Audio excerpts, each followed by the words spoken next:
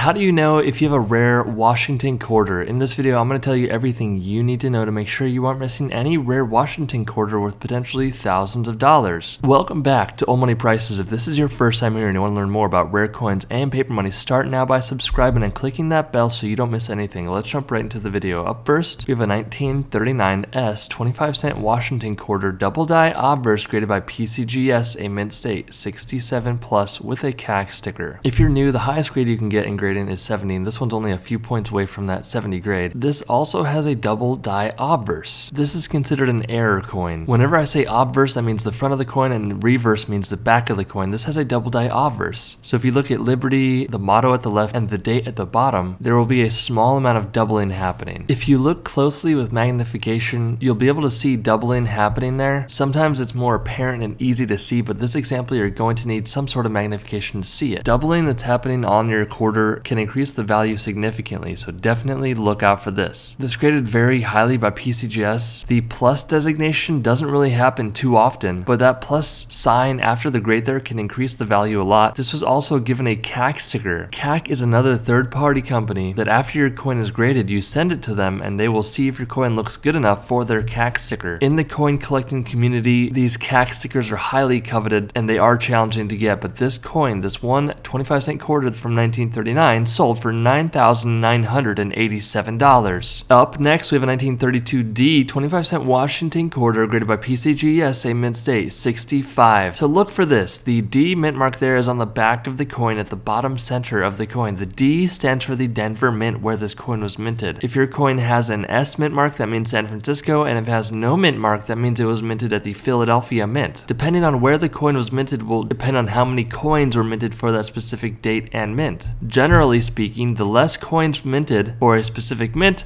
the higher the value is going to be for that coin. For the most part, when it comes to quarters like this, the grade really does matter. 1932 is a better date, so even if your coin doesn't look this nice, it still will be worth a good amount of money. But this coin, because it graded as a 65, sold for $14,100. Here we have a 1949D 25-cent Washington quarter graded by Pcgs, mint state, 68 with a CAC sticker. The first thing you may notice on this coin is that the orange and brown color to it. Many people may see this and think it's some sort of soda or something that's on the coin. This is actually natural toning happening to the coin, and collectors really look after these sort of things when they look for coins to collect. So that toning makes the coin look better for collectors, and that can increase the value of the coin. But this coin only graded 2 points away from the perfect grade of 70, and it has that CAC sticker that we were talking about before, and this 1949D for Denver Washington quarter sold for $17,037. Here's another 1932D 25-cent